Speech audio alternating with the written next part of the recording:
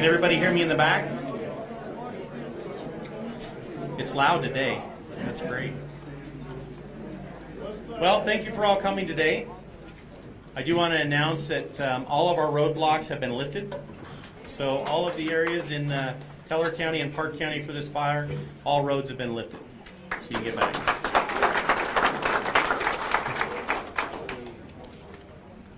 The other thing too is right now the evacuations have been lifted for Deer Mountain, Be Lazy M, Ranch Resorts East. That is east of Teller 1 from the fire area. Panoramas, those areas are no longer under evacuation. Those are now under pre-evacuation. So you can go back home in those areas, right? The areas in Park County that are now been lifted is Doe Valley, Park Ridge Ranch, Slater Creek Ranch, Pike Meadows, and 4 Mile. So those subdivisions have all been lifted from evac, and they're now in pre-evac.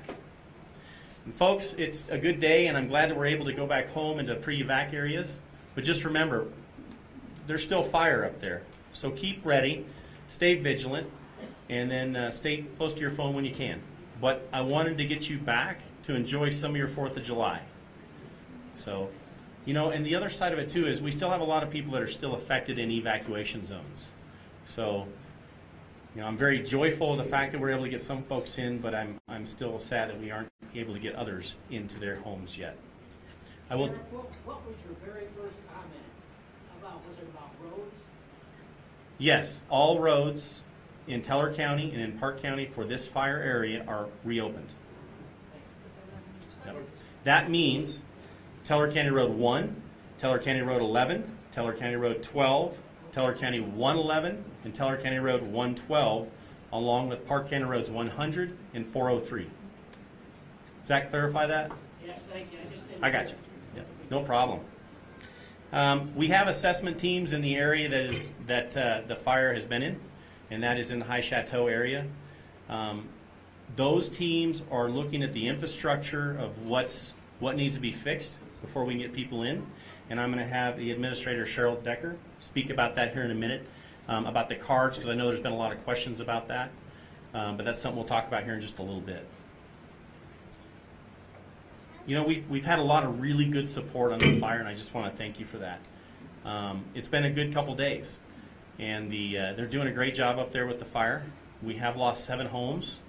I will tell you right now, those firefighters have done a wonderful job of making those homes safe.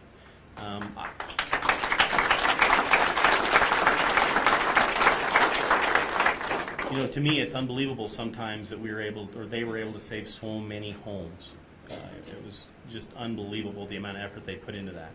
And I'd like to have Todd talk a little bit about the fire and where we're at right now.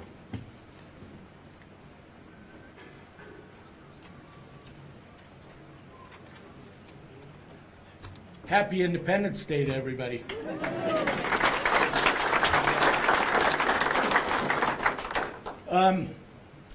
Let's see where to start.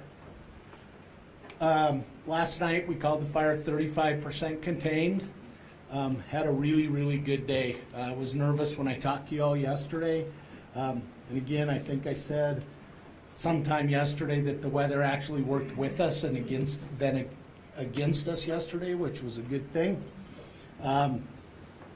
Last night, can I talk loud and point at the map? Can you all hear me in the back? Yeah. So this piece down here had been, you know, it was kind of a head scratcher because it was hung up kind of mid-slope, you know, and it was in the middle of just goat rock. And it was hard to build line in, and you'd get line built, and it'd sneak around some rock. So last night, when the guys were actually at their vehicles ready to go home, somebody said the wind changed to the northeast, which we wanted, and it wasn't in the forecast. So they said, let's stay. So what we did is we slowly brought fire off that goat rock, and down here it opens up into some real light fuels, meadows, and we tucked the fire right up against dozer line. So we got this piece. This is all looking awful good today. Up here there's hot shot crews. They're still poking around up here and making sure this is buttoned up. Typically we would probably come out here and then burn this out so it's all hard black But putting fire on the ground right now is not in our favor, and we don't want to do it unless it's absolutely necessary. So that's why this has taken a little bit of time. It looks great, but we're just not able to go as fast as we normally would using fire to our advantage because the fuel profile is just so risky right now. So we've put very little fire on the ground, and we don't anticipate having to do much more of that at all. So as you come around, this looks good. This was another challenge. And somehow, some way, I believe it was a local dozer operator, got way up here, came off this road, and we just call it the rock. Okay, I don't know what it's called, but there's a big rock. He came as far as he could, and then a hotshot crew came from a road, building hand line on a slope like this, up to the rock. And so we got it plumbed in there, we got hose up to the rock from the road. They're mopping up. There's still a little bit of heat in here. We've been flying a heavy helicopter since 9 o'clock this morning as those guys keep poking around in there, and that looks really good. This is the other little piece that we got work to do. Again, it's kind of like this down here. It's really nasty goat rocky country. Comes down into a change in fuels and a kind of a meadow riparian area. It's super green, and there's just a little bit of water in there. So we got engine folks coming as far as they can get, and then getting out and going on foot from both directions, putting some buckets in there as well, just to get it off that hill, let it come on its own, don't put any fire on the ground, and make sure we check it up and hold it in this piece right down here. So I expect today is going to be another great day. I promise you'll see more black on the map at end of shift today. No accidents, no injury. We're working well with everybody who's supporting the firefighters on the ground, and that's what I got.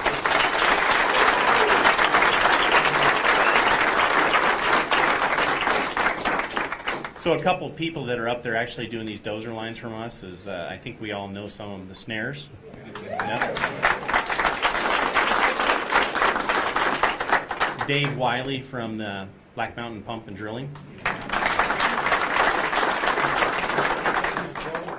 And Paul Wiley, yeah. So it's nice when I can say it. There's a county resource that I know will get it done. That's a good thing. So, folks, we're having a lot of wins, and we look at every day with small wins, small victories. And that way, towards the end of this battle, we'll have it won. And that's the important piece that we're doing. There are a couple people I really want to talk about today. We contacted Park State Bank and requested they work on opening up an account for the victims of this fire. They're working on that, so bear with us while we get that set up.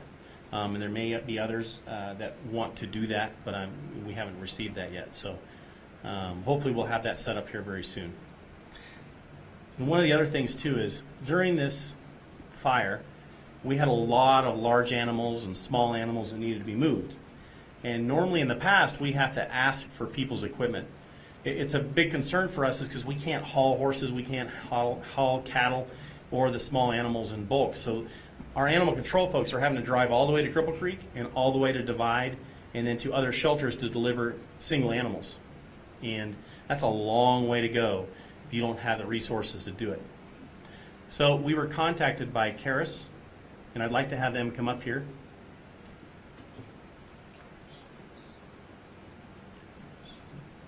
So they asked us, what do we need and for our animals? And we said we need a stock trailer. We need some type of a trailer system so that we can haul animals, move hay, do those things. And they answered the call, and I'd like to have our commissioners come up and our animal control officers, because what they did was they, without any hesitation, they wrote us a check for $5,000 to purchase that piece of equipment to protect the community.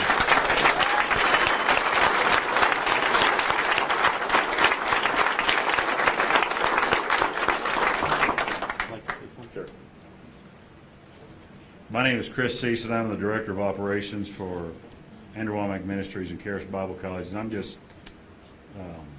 I'm actually pretty speechless about the support of this community. We're just glad to be a part of it, and for us to be able to assist. And that's one of the things we wanted to do was what would have the most impact and provide the most help. And so our office contacted the sheriff's office, and we spoke with Renee Bunting, and she said, we really need some help with this. This check is a start. It will not buy a trailer. It might buy some tires for the trailer. So what we're encouraging is for businesses or individuals that want to add to it, we encourage you to do that. And I believe that Renee would probably be able to take checks, or somebody will. And but this is a great place to start, and it's one of those things that, you know, that God forbid we have more incidents like this. There's going to be some resources that they can use to take care of those animals. So we're just glad to be a part of that, and we're just thankful to be here. And we're thankful for all of y'all that you're safe, and we're thankful for all the folks who are doing everything. So thank you.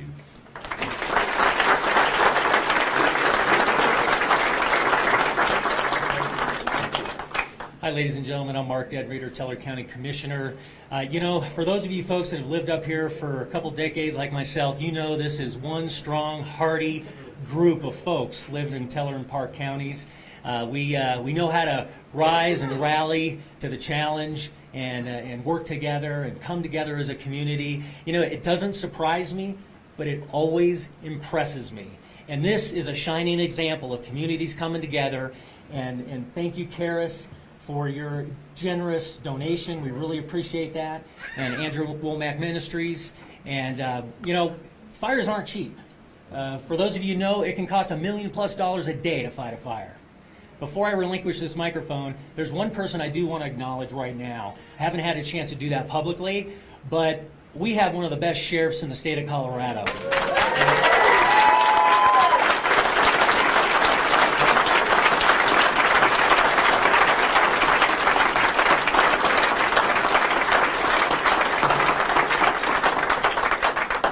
Yeah, this gentleman has exhibited exemplary leadership, and we are so fortunate, so grateful to have you, Sheriff, and we know we are in good hands. I'm going to pass it on to my commissioner colleagues.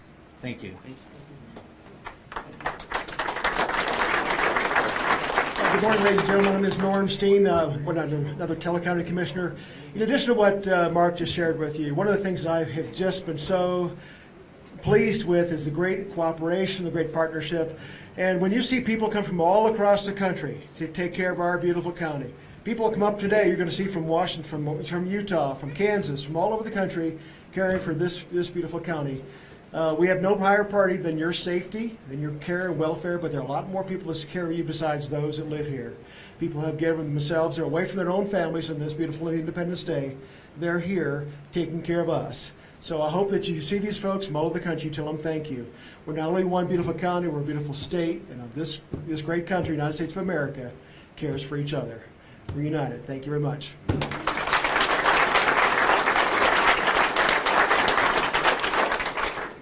last? Do you have more people? Your last. You always keep me last. Well, we'll make this short then, because it's warm in here. Thank you all for coming. I've been evacuated myself in the past. I know it's really not a good situation. Thank you for being kind to us. Thank you for maintaining your equilibrium as much as you can. I know it's stressful. It's stressful for all these folks. They may not show it when they come up here, but they've not gotten a lot of sleep. And an undertaking of this magnitude is incredible to be part of. We've got state, federal, local, volunteer organizations, coordinated, working together. We have logistical people. We have people making maps.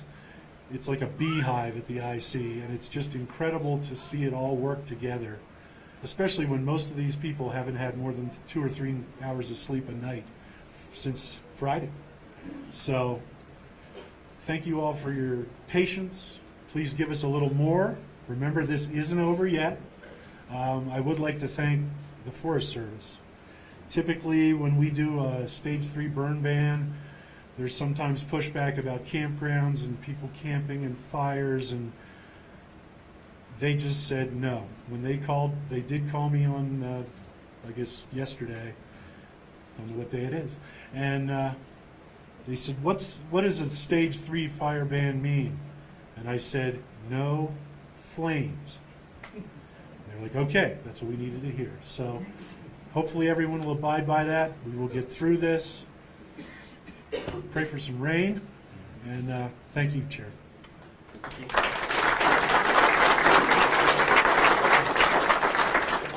So what I'd like to do is open it up for some questions, and that way we can find out what the needs are. Yes, sir. You mentioned yesterday about getting passes. Yes. Now the roads are open, or we could still have to get passes tomorrow at the elementary school in Dubai. Yes, let me actually turn this over to our county administrator who's working on this project. So the first time, it is actually Wednesday, so tomorrow the Disaster Assistance Center will be open. I have flyers over here for you. We'll have them handed out when I get done explaining a little bit. It'll give you the location and the times of where we're going to be at to get you your passes. The sheriff mentioned that we have a team up there in the burn area assessing all the properties and structures to make sure that they're doing a triage and make sure that they're safe to re-enter. And we don't expect to find any problems with that because so many firefighters and the water trucks and stuff have been by, so we're not expecting any problems with that. If you are in the remaining evacuated areas, you are on the list that require a pass to be re-enter your property.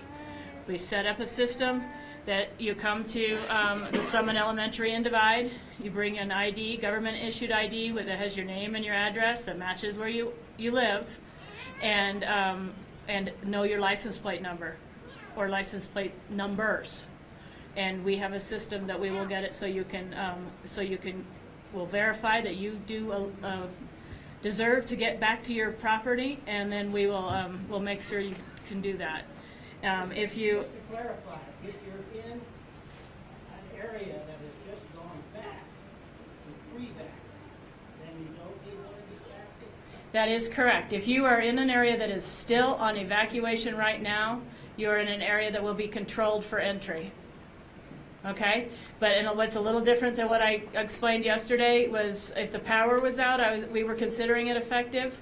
With the release of some of these areas, we did find some places that the power had been off, but we scrambled and we got some dumpsters in those two areas. So if you have stuff you want to throw away, even if you get to go back without a pass, you're going to have a dumpster. So in the burn area, we'll have more strategically placed dumpsters than just one per, so if that helps. So bring your ID, your license plate numbers. If you don't have an ID that matches, like you're renting or you're visiting or something like that, if you have a utility bill, if you can get it on, get it online, anything, we're going to try to do anything we can to make sure we can put A and B together and equal C. So does that help?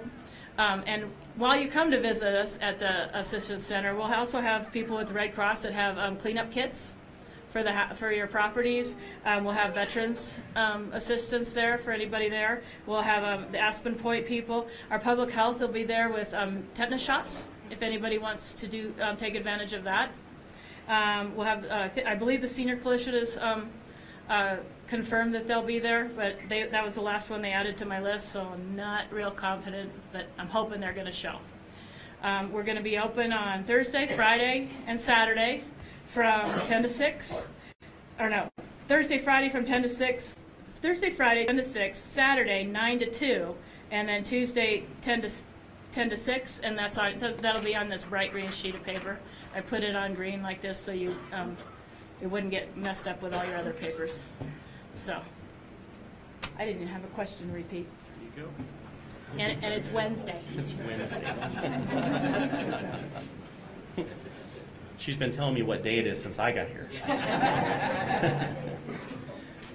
Those dumpsters for those areas that you were going back into now, we have one set up on Panorama, and we also have one set up on Ranch Resorts East.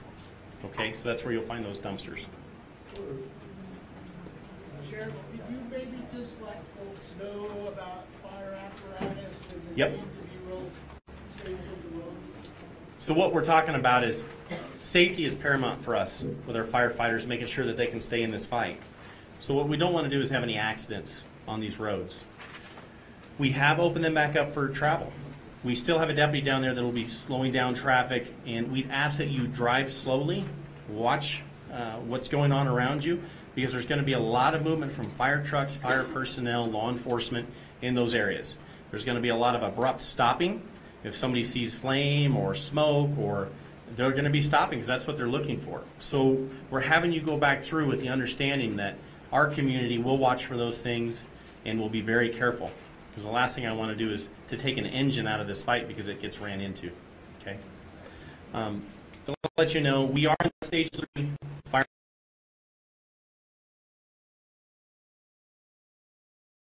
Yep.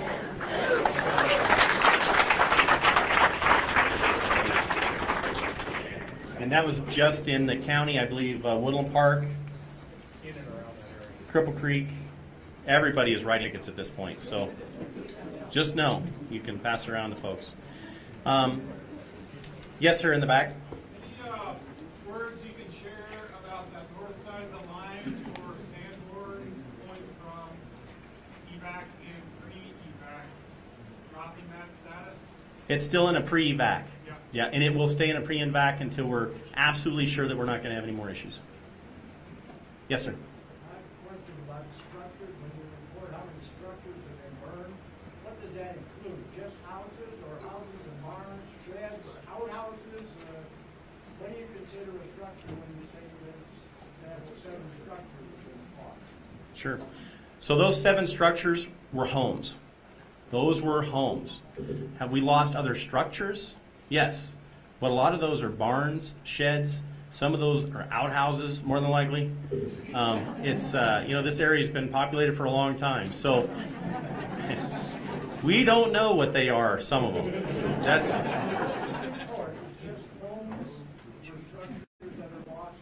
I'm sorry. If you say there's 7 structures lost, that's just homes. You're not counting the barns and sheds and things. That was just homes. Yes. Thank you. Yes.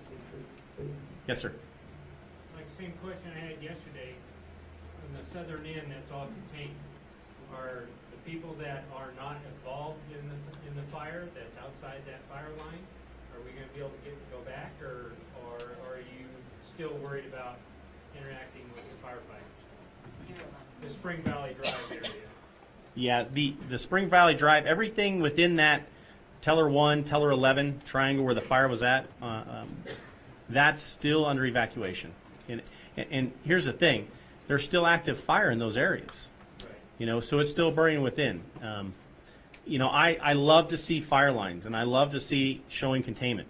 But I was also here during Haman. And I also understand things happen. Weather conditions can turn. There can be a spot fire that moves this fire and extends it. So that's why those areas are still under evacuation until we can be sure, absolutely sure, and I can feel comfortable, too, that it's safe to be there. Guesstimate? I don't guess anymore. I stopped trying to guess a long time ago. Yes, sir. Thank you. First off, thank you for everything. We moved here 3 weeks ago. We're on Spring Valley. We're on the fire zone. So I assume that means that past process isn't good for us. Repeat that for me. So we're in Spring Valley. We're on the inside of the containment line. That past process, is that valid for us, or are we? You're inside That is. Yeah, but we will figure out how to Yep. get you in there. All right. Okay? We'll get it done. Does that answer your question? Yes, it did. Okay. Yes, ma'am. Does that include Highland Meadows as well? Yes, includes Highland Meadows. Yes. Questions? Yes, ma'am. So you said County Road 12 's open? Yes, ma'am. Right off County Road 12, then we can go back? What side of County Road 12 do you live on? Right on the corner, let's see, the south side of County Road 12, right on the corner of County Road 1 as well? You know what? See me after we're done, and we'll take a look at the map and see. Okay. Yep, absolutely. Yes, ma'am. So when we get the pass, are we allowed to go clean up anything and then leave from there? Is that, yeah? Yeah, I What have does somebody. the package let us do? Yeah. Okay, I did, so.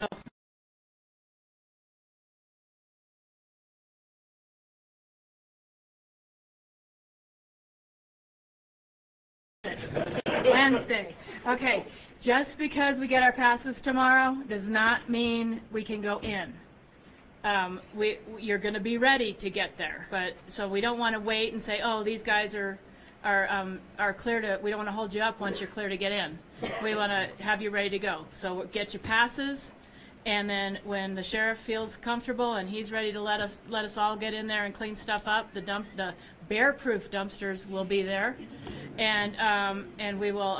Then you can go on in, but you'll be ready. You won't have to wait on us. You'll have to show an ID at the checkpoint, and it'll match your. They'll check the name on it. So you're going to want to have the primary person that got the pass, and they'll check the license plates that you're driving, that you reported. And if it doesn't work, come back. We'll figure. You know, if you get a different car, or if you have 3 cars, you only had 2 drivers. We'll work with you. We'll get you in. So, okay. Oh gosh. Do the passes, are they required for those of us who live off of Hackamore? Are you on evacuation? Park County? Or pre-evacuation now? Oh no, Okay, no. good. Just wanted to clarify. Yeah. So sorry, the pass is a 2-step process. We get the pass and then we get the okay to go in. Yes, we're just doing the front legwork, so you don't have to sit there and go, "Why is Cheryl taking so long?" So that's the plan. Once we have the pass, we still have to wait. Wait, yes, yes. So I assume. And it'll be on the websites and all that. Oh yeah. That was my question. Okay. Over there, yes. How many dumpsters are we looking at per subdivision? How many dumpsters are we looking at per subdivision? Huh. I don't know yet. We're not limiting ourselves yet, and quite honestly, I haven't even had the opportunity to go up and look. Every time that somebody's headed up there, they leave me behind to do other work.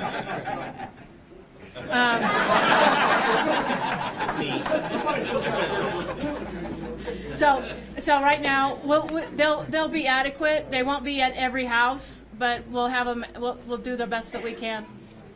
Yeah, we can. So in the black area where we are in the meadow there, because we left our house open for the firefighters, is that still being patrolled for safety, for valuables and all that? Yes, ma'am. We're stopping everyone from being in there. So, and they are patrolling those areas. Okay. Yeah, absolutely. So the question is. Wednesday. It's Wednesday. This is why I leave her behind. So you're still the best girl. So, yeah. So, could you repeat? I need to repeat the question. Could you repeat the question for me? Now I'm lost.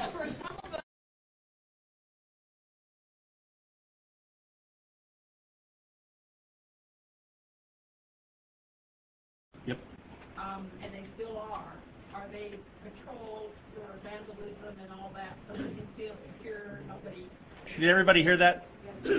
Okay. So, yes, we are currently patrolling those areas. That's why when we started the phased-in approach to getting you back in your homes, and understand that's why you saw some come out at 9, some come out at 10, is the deputies are actually checking people's IDs to make sure the residents are back in prior to us moving on to the next one, okay? Because there's a lot of folks that need to get in. Now, once we opened up the road, we felt that we had enough residents inside to kind of watch each other, okay? Because we couldn't stay there for the next 2 days waiting for people to come into those subdivisions. But we still are actively patrolling those subdivisions. So the issue of looting is a big question, and that's why we do the passes. That's why we're doing a lot of those phased-in processes to stop any of that from occurring. Yes, ma'am, in the back. Yes, ma'am. Is there a way that we can escort it up? My husband needs medication and can't get refilled. Our neighbor has some types of can't even treat yet. We understand we're not on fire with the dark anyway.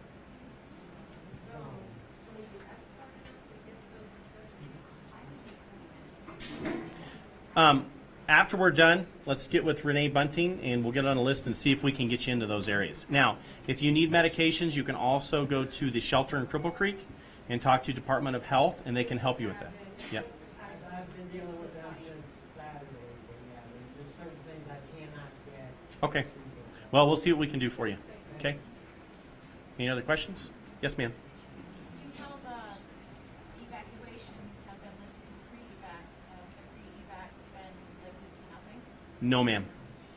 We're still going to leave those areas in pre-evac. Here's the thing. It can't hurt us to be in pre-evac mode. At least folks are still in their homes. But it makes me feel better if people are staying vigilant and that we've asked you to stay vigilant. Any other questions? Yes, sir. What supplies do the crews need? Renee, any supply needs for the crews? No, we are good. Yeah. So what will happen is we're saying we're good now. That doesn't mean tomorrow will be good because they go through a lot of things.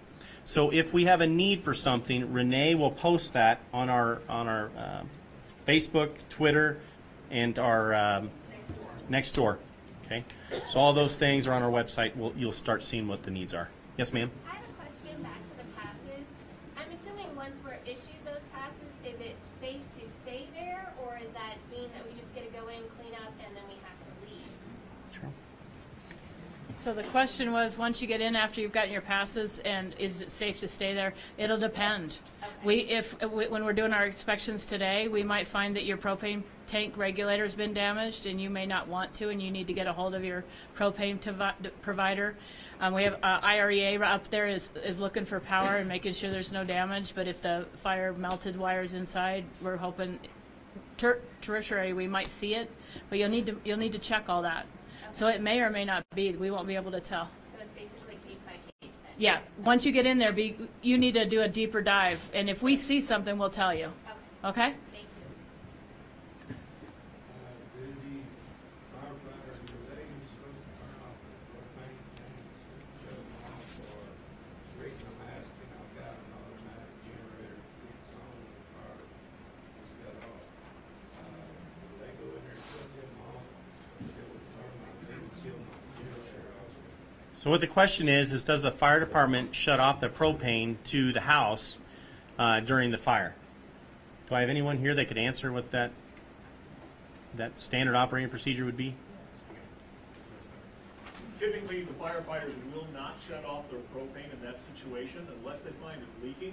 Another situation can be if you have a plastic line that runs from your propane tank to your house, that literally can melt. So if they discover there's leaking underground there, they'll shut it off then. But typically they don't shut them off because the tanks are fairly resilient. Does that answer that question? Okay. Any other questions? Yes, sir? That area right off Teller 11, off Teller 1 and Teller 11, that strip down through there was one of the last ones evacuated, which is for a mile and a half from the fire. What are they doing there? So the strip, that would be on the west side of Teller 11. on the west side of Teller 11? North. Yeah, that's the north side. So that's within that, that's on the side of the road where the fire's at, correct? Right. Okay, that's still under evacuation, so it's closer than a mile and a half from there. Yep. Yes, sir? Any idea when they're going to restore the power? IREA is looking at that now. They're charging the line, or trying to find out what infrastructure they're going to need to be able to charge the line in those areas. So that's what we have them doing the assessment on today. Yes, sir? I don't like rumor, and I know you don't like rumor. No. Rumor all over the internet is that the casinos are allowing patrons to go outside and smoke. Is that or is that not true? Because if it's true, that's really in violation of your stage 3. Mike? That is not in violation of our ordinance in Cripple Creek. They can only smoke in designated areas. In other words, concrete, there are receptacles right in front of the casino, so that is true. They can't smoke there. Our officers are contacting, informing, and citing as needed anywhere else.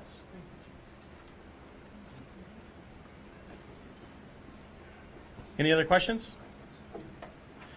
So tonight is the big day for fireworks and for fires and for doing all kinds of hamburgers and hot dogs. So don't do it. I'm having cold cuts. So just remember, remind your neighbors when you see them. We are getting some kickback on this, but obviously those people aren't up here in this fire zone where they've had things burned. So it is something we all have to understand, that we're all in this together in this county and every other area in the state. And like I would say, I do want to thank the Forest Service, because after we announced that we were going to ticket in those areas anyways, they partnered with us immediately and said that they'll also do so. So bravo for them.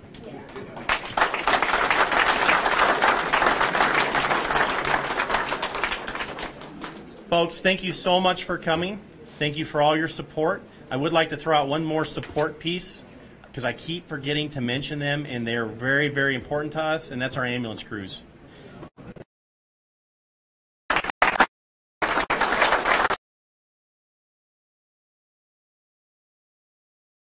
Ambulance and the Cripple Creek Ambulance Service, they've been amazing. They don't have to do that, but they have manned those areas almost 24 hours a day since the start, protecting people, and I really appreciate that from them. Thank you.